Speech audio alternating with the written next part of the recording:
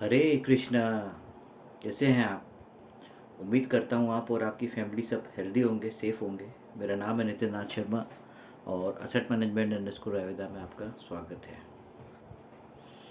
मृत्यु ये एक ऐसा विषय है जिससे हर कोई डरते हैं। दुनिया में हर आदमी मृत्यु से डरता है। ये भी एक डर है और हर आदमी सुरक्षा चाहता है। हर आदमी, वो कोई भी हो, मैं हो, आप हो, कोई भी, हर आदमी सुरक्षा चाहता है। अपनी सुरक्षा तो चाहता ही है, हर चीज़ की सुरक्षा चाहता है, अपने निवेश की भी सुरक्षा चाहता है कि कल को कोई मुसीबत ना हो, आपत्ति ना हो। लेकिन मुसीबतें आती हैं, आपत्ति आती हैं। अमर होके तो कोई भी नहीं आया, ना मैं आया हूँ अमर होके, ना आप आए हो। मृत्यु तो एक दिन आनी ही आनी है, सबके साथ ही आनी है। आप आसपास, अपने आसपास घरों में देखोगे, नज़र उठा के देखोगे, अखबार में देखोगे, रोज किसी ना किसी की मृत्यु हो रही है। तो एक सिनेरियो, एक बात करते हैं। एक सिनेरियो है कि हम कितना सुरक्षित हैं आज की डेट में। हम अपने घर में बैठे हुए हैं, अपने ऑफिस में बैठे हुए हैं। क्या हम सेफ हैं, सुरक्षित हैं? इमेजिन करते हैं, एक कल्पना करते हैं। रात हो रही है, रात का समय, हम अपने घरों में सो रहे हैं। कुछ लोग बाहर फुटपाथ पे भी सो रहे होंगे, कुछ टेंट में भी सो रहे होंगे बाहर। बहुत सारे, दुनिया में, देश में बहुत सारे लोग ऐसे हैं, गरीब भी हैं, तो जिनके पास घर नहीं है तो वो बाहर सोते हैं। आप जाइए, आप बाहर रोड पे जाके देखिए तो बहुत से लोग बाहर सो रहे होंगे ज़मीन पे। तो क्या सेफ़ है उनके लिए जो बाहर ज़मीन पे सो रहे हैं, फुटपाथ पे सो रहे हैं, टेंट में सो रहे हैं, किसी झोपड़ी में, खुले में सो रहे हैं? कहने का मतलब, क्या वो सेफ़ हैं? नहीं ना। अब इसी सिनेरियो की बात करें। हम समझते हैं हम अपने घर में सेफ़ हैं। भूकंप जब आता है, जब ज़मीन हिलती है, 10 रिएक्टर पर अगर भूकंप आया तो ये पूरी ज़मीन हिलने लगी, पूरा घर हिलने लगेगा, बिल्डिंग हिलने लगेगी। और वो टूट भी सकती है, टूटती भी हैं। आपने देखा होगा भूकंप जब आए हैं तो जो इमारतें हैं वो ऐसे ताश के पत्तों की तरह धराशायी हो जाती है। उसमें सैकड़ों लोग फंस के मर जाते हैं। बाई चांस भूकंप आया अभी, तो क्या आप अपने घर में सेफ़ हैं, या मैं अपने घर में सेफ़ हूँ? इंफ्रास्ट्रक्चर जितना भी है हमारा बनाया हुआ, वो हमारी मौत का कारण बन जाएगा सीधे सीधे। तो सुरक्षित कौन है इस वक्त? जो खुले में सो रहा है, जो टेंट में सो रहा है, जो फुटपाथ पे सो रहा है, वो सुरक्षित है अगर भूकंप आया तो। ठीक है ना? नहीं आया तो वो ज़्यादा रिस्की है। सड़क पे सो रहे हो, कुछ भी हो सकता है। एक्सीडेंट, कोई गाड़ी, नशे में कोई गाड़ी चढ़ा देते हैं लोग बाग फुटपाथ पे, आपने पता ही है, आपको सब पता ही है। तो रिस्क तो वहाँ भी है, रिस्क यहाँ भी है। टेंट में सो रहा है आदमी, जंगल में कहीं पे, पहाड़ों पे, कोई जंगली जानवर आके आपको खा सकता है। तो कहने का मतलब ये है कि रिस्क सब जगह है। अभी 3 साल पहले कोविड आया, पेंडेमिक आया, हम सब लोग अपने घरों में कैद हो गए। एक डर का माहौल था। शायद आप भूल गए होगे, लेकिन मैं नहीं भूला, और भूलना भी नहीं चाहिए, क्योंकि ये चीज़ हमें सबक देता है कि लाइफ में कभी भी कुछ भी हो सकता है। ठीक है ना? कोई भी चीज़ सेफ नहीं है, हर जगह में कुछ ना कुछ प्रॉब्लम आ सकती है। आप सोचते हो आपका निवेश सेफ है, तो वो भी सेफ नहीं है बैंकों में। ठीक है ना? बैंक में भी कभी भी प्रॉब्लम आ सकती है, डिफ़ॉल्ट हो सकते हैं। तो ये बात मान के चलिए, म्यूचुअल फंड, स्टॉक मार्केट, कोई भी चीज़ ऐसी नहीं है कि सेफ़ हो। सेफ्टी कहीं भी नहीं है, लाइफ की भी सेफ्टी नहीं है। तो वो तो अलग बात हो गई। ठीक है ना? कल को न्यूक्लियर वॉर हो गया, न्यूक्लियर बॉम्ब किसी ने विस्फोट कर दिया, तो आप कुछ नहीं कर पाओगे सिवाय देखने के। लेकिन ये है, पता सब रहनी चाहिए, तैयारी करके रखनी चाहिए। तो हम बात कर रहे थे, हाँ, कोविड की। तो कोविड आया अनएक्सपेक्टेड, किसी को नहीं पता था, एकदम सीन है, डर का माहौल हो गया।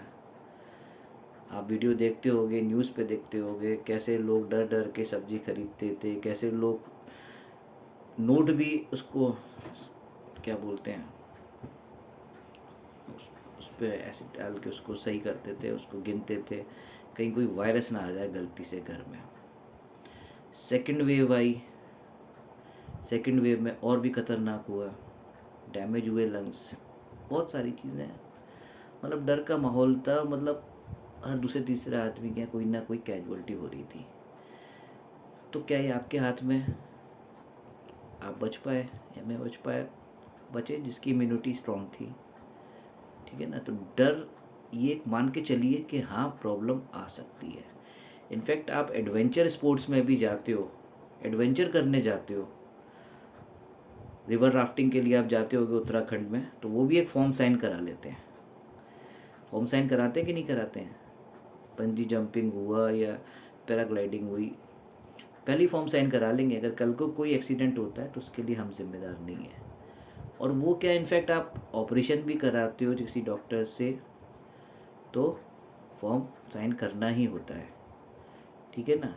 कोई रिस्पॉन्सिबिलिटी नहीं है। अगर ऑपरेशन बिगड़ गया और पेशेंट अगर एक्सपायर हो गया तो उसमें हॉस्पिटल की कोई जिम्मेदारी नहीं है। वो चाहे बच्चा पैदा करते समय हो या कोई मेजर, कोई हार्ट का ऑपरेशन या कुछ भी, कैसा भी ऑपरेशन, साइन कराना पड़ता है। अब देखिए, डर और खुशी का माहौल देखिए कैसा है। आप जब ऑपरेशन कराते हो डर रहता है जब तक ऑपरेशन सक्सेसफुल ना हो जाए।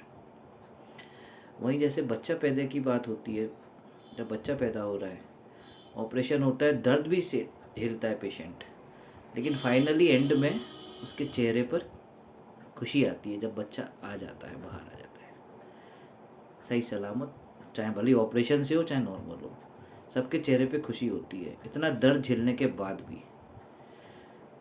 तो यही मैं कहना चाह रहा हूँ कि आप देखिए, अपने आसपास की चीज़ें देखिए। डर का बिजनेस भी है देखा जाए तो। आदमी डरता है तो आपको पता है सबसे ज़्यादा घंटे बजते हैं, पूजा अर्चना होती है।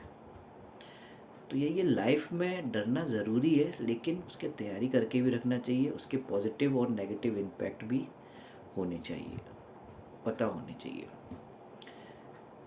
ठीक है ना। तो यही है, जब हम उसकी बात करते हैं, सबको गुड ब्लेसिंग दीजिए, कहने का मतलब ये है। देखिए, एक लॉयर, वकील, एक डॉक्टर, पुलिसमैन, ठीक है, ये तीन प्रोफेशन ऐसे हैं जिस पर आदमी मजबूरी में ही जाता है, ठीक है ना। कोई नहीं चाहता कि मैं बीमार हूँ, ठीक है, कोई नहीं चाहता कि मेरे कोर्ट केस हो या कुछ भी हो। इनफैक्ट पुलिस में भी तभी जाता है जब कोई झगड़ा होता है। तो जब ये लोग आपके पास आते हैं प्रोफेशनल के पास, तो हमें इनकी ब्लेसिंग चाहिए, इनकी दुआएं चाहिए, बद्दुआ नहीं चाहिए। तो सब तरह के लोग हैं दुनिया में, जो मैं कहना चाहता हूँ वो आप समझते हैं सब, ठीक है ना। देखिए, अगर प्रेग्नेंट है कोई तो वो एक अलग बात है, उसके लिए तो डॉक्टर के पास जाना ही जाना है, और वो एक खुशी का माहौल होता है, उसमें कोई वो चीज़ नहीं है कि कोई परेशानी हुई। तो हमें लोगों की ब्लेसिंग लेनी चाहिए। बाकी देखिए, दुनिया आपके सामने है, आपने भी देख रखी है दुनिया, मैंने भी देखी हुई है। मैंने ऐसे ऐसे केस देखे हैं। और मृत्यु की बात करें तो मृत्यु तो देखो आएगी, सबकी आएगी, मेरी भी आएगी, आपकी भी आएगी, लेकिन वो सब पहले से ही डिसाइड है। और कब आएगी, वो अपने आप मृत्यु उसी जगह हमें पहुंचा देती है हमारे कर्मों की वजह से। मैंने ऐसे ऐसे केस देखे हैं। एक काफ़ी साल पहले मैंने एक टीवी पे देखा था, एक्सीडेंट हुआ था, लोहे का सरिया पार हो गया था छाती के, बिल्कुल पार हो गया था लड़के के, गुड़गांव की बात है ये। वो अपनी माँ को अपने अपने घर में फ़ोन करके बोल रहा है कि माँ मैं बचूंगा नहीं, और मुझसे जो गलती हो तो मुझे माफ़ कर देना, इस तरह की बातें कर रहा था। लेकिन उसका सरिया घुसा रहा, उसका ऑपरेशन करके निकाला डॉक्टर्स ने, और वो मरा नहीं, बच गया। मतलब ऐसे भी केसेस हुए हैं, ठीक है ना। और कुछ केस ऐसे भी हुए कि हम गए बाहर निकले, पता पड़ा रोड एक्सीडेंट हो गया, ऊपर से पुल ही गिर गया, कुछ नहीं हुआ। तो बहुत सारी चीज़ें हैं। आप बाहर निकले, साइलेंट अटैक आ गया, या रात को सो रहे हो तो साइलेंट अटैक आ गया। साइलेंट अटैक बढ़ता जा रहा है हमारी जो दिनचर्या लाइफस्टाइल है उसके हिसाब से। तो ये सारी चीज़ें, डर का माहौल है, उसको एक्सेप्ट करना पड़ेगा आपको, ठीक है ना। ऐसा नहीं है हम अमर होके आए हैं। जब हम किसी को शमशान घाट छोड़ने जाते हैं तो भी लोगों को बिल्कुल भी डर नहीं होता। आज हम मुझसे छोड़ने आए हैं, कल हमें भी कोई छोड़ने जा रहा होगा। इस बात का एहसास रखिए, डर का माहौल, डर का एहसास रखिए, ठीक है ना। तो कभी भी कुछ भी हो सकता है, इसके लिए प्रिपेयर रहिए। वो चाहे आपका हमारी लाइफ हो, चाहे हमारे इंफ्रास्ट्रक्चर हो, चाहे आपका रियल एस्टेट हो, चाहे आपका कोई भी इन्वेस्टमेंट हो, ठीक है ना। तो रेडी रहिए हर चीज़ के लिए। बहुत दिनों से सोच रहा था इस टॉपिक पे बात करने के लिए। अगर देखिए कुछ गलत कह दिया हो तो प्लीज़ मुझे माफ़ कर दीजिएगा, क्योंकि देखो सच तो कड़वा ही होता है। सच्चाई जो होती है ना, कड़वी होती है हमेशा, और ये ज़िंदगी का सबसे बड़ा सच है हमारी लाइफ का।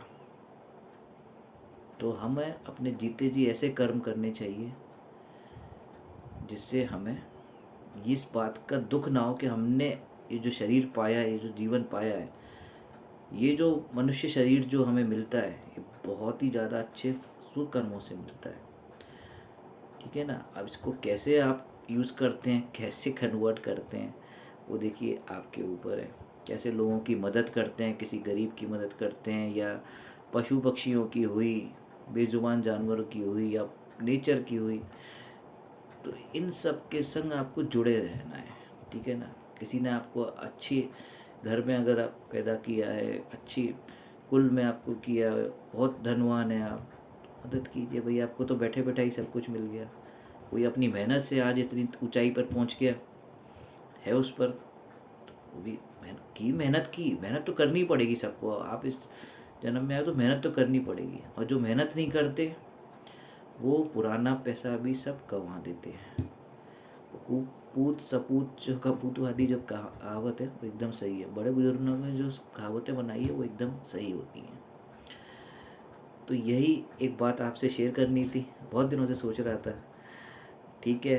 बाकी देखिए आप खुद समझदार हैं। आप चाहे अपने इन्वेस्टमेंट की लेके बात करें, क्योंकि बहुत से लोगों को डर होता है कि भाई हमारा पैसा सुरक्षित जगह रहे। मेरी आज भी बात होती है, तो सुरक्षा चाहते हैं वो अपने निवेश की। सुरक्षा कैसे, कि भाई पैसा मेरा कम ना हो, ठीक है ना, कम नहीं होना चाहिए। म्यूचुअल फंड में गारंटी नहीं होती, गारंटी नहीं होती, फिक्स रिटर्न नहीं होते, इसीलिए रिटर्न हमारे एक्स्ट्रा ऑर्डनरी होते हैं। म्यूचुअल फंड के डबल डिजिट में होते हैं लंबे समय में। एक आप कोई इंश्योरेंस पॉलिसी करते हो, 20 साल चलाते हो, एट द एंड ऑफ 20 साल जो आपने 20 साल का टाइम दिया, इतना बड़ा टाइम, बहुत बड़ा टाइम होता है 20 साल, और जब मैच्योरिटी आती है तो आप कैलकुलेट करेंगे एनुअलाइज रिटर्न, तो 6-7% से ज़्यादा नहीं होता। वहीं 20 साल आप म्यूचुअल फंड में आप करते हो, ख़राब से ख़राब स्कीम में एवरेज 14-15% का रिटर्न ईजिली आ जाता है। एवरेज बता रहा हूँ, ख़राब सबसे बेकार फंड इंडस्ट्री का। 20 years it's a big long time for compounding. तो यही चीज़ है, ठीक है ना। स्मार्ट बनिए, कोशिश कीजिए, नए कॉन्सेप्ट पर आइए। म्यूचुअल फंड भी सेबी के अंडर में है, और बैंक आरबीआई के अंडर में है। As per bank regulation RBI policy, आपके बैंक में 5 लाख से ज़्यादा अमाउंट सेफ नहीं है। अगर बैंक डिफ़ॉल्ट होता है कल को तो लेकिन हमारी जो व्यवस्था है, जो गवर्नमेंट ने, आरबीआई ने बनाई हुई है, इस तरह से बैंक अभी डिफ़ॉल्ट हुए नहीं हैं। कुछ हुए भी हैं, कगार पे पहुंच गए थे, लेकिन बीच में गवर्नमेंट का इंटरफेरेंस रहा तो बच गए लोगों के पैसा। यूएस के अंदर प्रॉब्लम है आज भी, डेट पर ही जी रहे हैं वो दुनिया, उधार पर ही जी रही है। 70% से ज़्यादा लोग वहाँ उधार पे ही जी रहे हैं। हमें लगता है वो बड़े अच्छे लोग हैं, लाइफस्टाइल बहुत बढ़िया है, शानदार है, कुछ नहीं है, सिर्फ दिखावा है। तो दिखावे की ज़िंदगी मत जिए, असली ज़िंदगी जिए। दूसरे के घर में क्या हो रहा है उससे कोई फ़र्क नहीं है, अपना घर देखिए, ठीक है ना, अपनी पॉकेट देखिए, अपने खर्चे देखिए, अपना इन्वेस्टमेंट देखिए। Okay, bye bye, take care, have a great day.